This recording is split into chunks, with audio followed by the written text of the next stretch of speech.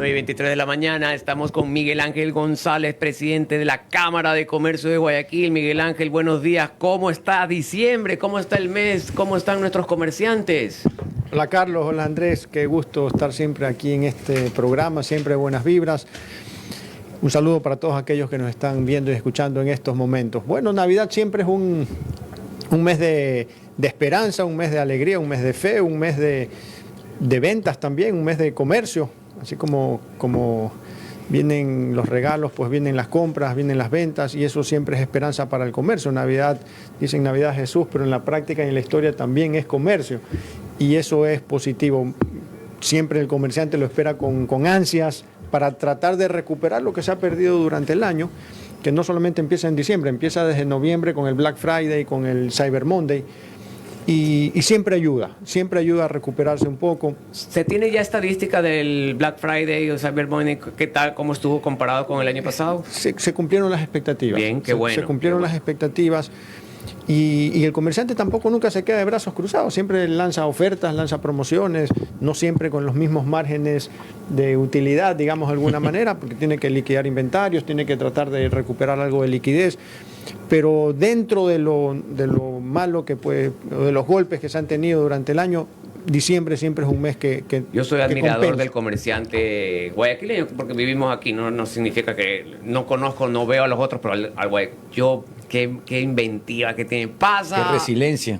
Corte de luz y a los 2 días ya tenemos focos con...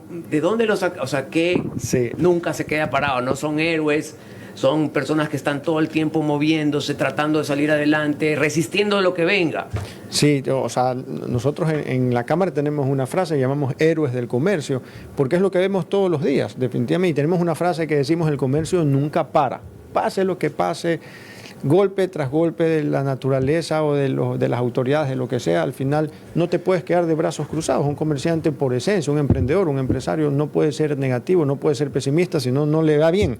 Tienes que ser por esencia optimista, positivo, y en momentos de crisis redoblar esfuerzos. Más bien, porque a veces el problema es que en una crisis económica la gente a veces le agrega crisis psicológica. O sea, es decir, no, que como las cosas están mal no te esfuerzas mucho, pero eso es un problema. Más bien, cuando la situación está dura es cuando tienes que redoblar esfuerzos para resolver la situación. Y yo creo que eso es en gran parte lo que ayuda a sostener siempre la economía a pesar de los golpes. Si tú ves el nivel de ventas en estos momentos, o la caída de ventas en comparación con el año pasado, se habla de más o menos 1.5, 1.6, que pudiese ser peor por las situaciones que hemos vivido, pero esa resiliencia que ustedes dicen, ese espíritu luchador del comerciante, del emprendedor, del empresario en general, de no quedarse con los brazos cruzados, sino de buscar alternativas, de ser recursivo, de alguna manera encontrar una solución, yo creo que es lo que ayuda a sostenerse. Miguel Ángel, ya tenemos la noticia de la subida del salario básico unificado a $470 y obviamente lo que comporta también todo el régimen sectorial que se tiene que ajustar en función del aumento. ¿Cómo lo recibe el comercio guayaquileño, el comercio ecuatoriano? ¿Estaba dentro de sus expectativas? ¿Ustedes creen que es mucho, es muy poco, está bien? ¿Cómo sienten esto frente a un año tan difícil como el 2024? A ver, yo creo que los temas económicos siempre hay que tratarlos de manera técnica. La teoría, la explicación técnica habla que los salarios deben subir en la medida de lo que sube la productividad en la economía o en una empresa o en el sector en general. Y cuando tú mides la productividad no ha subido. Más bien, en este año decreció. Y si tú comparas cómo ha subido el salario básico unificado desde los últimos 10, 12 años, que ha subido más del 165%, según recuerdo, bueno, la productividad no ha subido ni el 5%. O sea, hay un desfase muy, muy grande. Entonces, técnicamente hablando, no debería haber un aumento, por más que suene feo, porque a todo el mundo le gusta que le suban el salario, a los empresarios también, porque a veces también se pinta al empresariado como que no quiere pagar más. No, a la empresa que le va bien, empieza a darle mejores condiciones a sus trabajadores. Mira, cuando hay estos concursos que hablan de los mejores lugares para trabajar, Sí. Gran parte de lo que hay es que las empresas que se convierten en mejores lugares para trabajar es porque le dan mejores condiciones a sus trabajadores, y lo pueden hacer porque les va bien.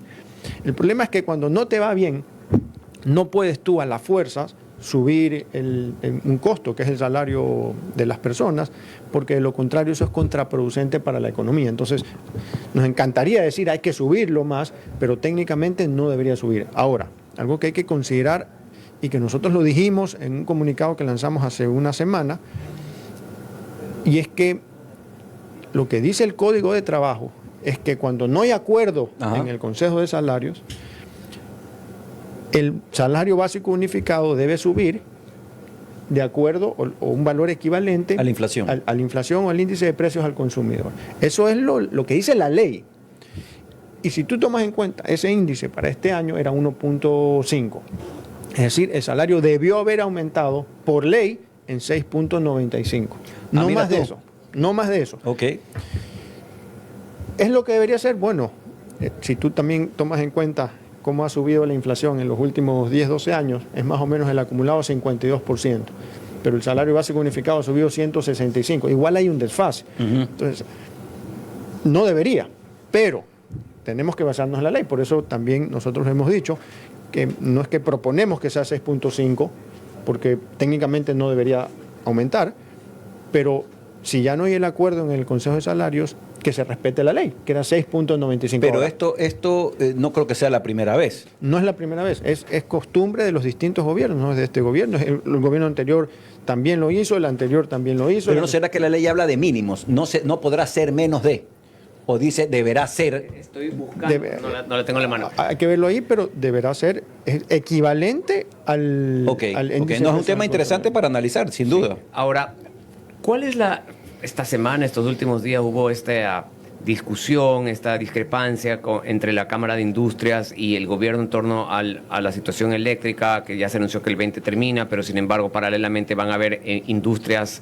con unas restricciones del servicio? ¿Cuál es, al día de hoy, cuál es la información que ustedes como gremio han recibido? O sea, a ver, lo que ya se conoce, que son estos sectores AB1, AB2, tienen estas restricciones. Algunos están tratando de negociar de alguna manera. Para no apagar el horno, que vemos ahí en el Diario del Universo el día de hoy. Exactamente. Pero también esto se ha extendido a más o menos 100 industrias, donde se les está pidiendo que reduzcan en un 40, en un 50, en un 60% su consumo. Entonces, había la discusión de si realmente era un apagón industrial o era un apagón solamente de unos cuantos. Bueno, cuando ya sumas tantas industrias a las que se les está pidiendo, sí puedes hablar de una especie de apagón industrial. Entonces, aquí la postura siempre ha sido es que no podemos atacar a la producción. Porque entonces, cuando hablamos a veces suena, ¿no?, como apagón industrial, uno piensa que está apagando edificios. O sea, la industria está conformada por ciudadanos, por empresarios, por personas que trabajadores, personas que están trabajando. Es el aparato productivo que sostiene un país. Entonces, yo creo que el concepto de fondo es, o sea, no puedes tú atacar al sector productivo si el sector productivo es el que da de comer, digamos de alguna manera. Entonces, y tampoco es justo que te le cargues pues solamente a un sector y no a todos. Pero esto de las 100 industrias que tú dices es una realidad ya, porque nos habían dicho que solamente eran estas 7. No, sí, se ha ampliado esto, no se les va a pagar todos a ellos, pero se les está pidiendo reducción del consumo. Entonces, yo creo que hay que entender si parte y parte, es verdad, o sea, hay que buscar ahorrar de alguna manera, pero el concepto de fondo es que la producción es lo que nos sostiene. Claro, no le metas la mano a los que producen y crean, por supuesto. Sí, y por un concepto de equidad también, o sea no te le puedes, no puedes darle todo el golpe a un sector, sino que hay que distribuirlo de alguna manera, porque eso es lo justo, digamos. Y de alguna manera yo además digo, dialoguemos, o sea, sentémonos, acordemos, analicemos. De repente, como estamos en días festivos, de repente, ok, se le pide en este momento, por estos días, a este sector un mayor esfuerzo y al otro menos. O sea, yo lo que digo, nunca perdamos el diálogo. Ahora, perdóneme que antes de que me están rodando preguntas acá en el chat y me gusta esta pregunta. Dice, ¿por qué la Cámara de Comercio no hace una iniciativa para publicar en su web empresas que quieren contratar jóvenes de las afiliadas a la Cámara y empresas que quieren contratar a adultos superior a 50 años, que son 2 segmentos que están con problemas para conseguir trabajo? Me dicen, ¿por qué no nuestra Cámara de Comercio Histórica hace este proyecto de que hagamos como una especie de banco de datos de empresas que quieran contratar jóvenes y adultos mayores de 50 y podamos ayudarlos a conseguir empleo. Me parece excelente, muy chévere iniciativa. Tomo nota y lo conversamos con el equipo para ver cómo lo implementamos. Es momento de buscar empleo para todos, ¿no?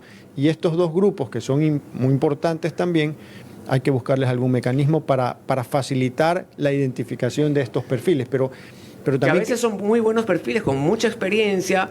Tú sabes que hay personas que cuando tienen ya 50, como el doctor Ortiz, aquí el único en la mesa que supera esa edad, ¿no? Qué barbaridad, qué barbaridad. A mí me queda una semana de 49 años, así que yo todavía no estoy... Yo te agradezco lo de adulto, porque sí, todavía nos dicen ancianos.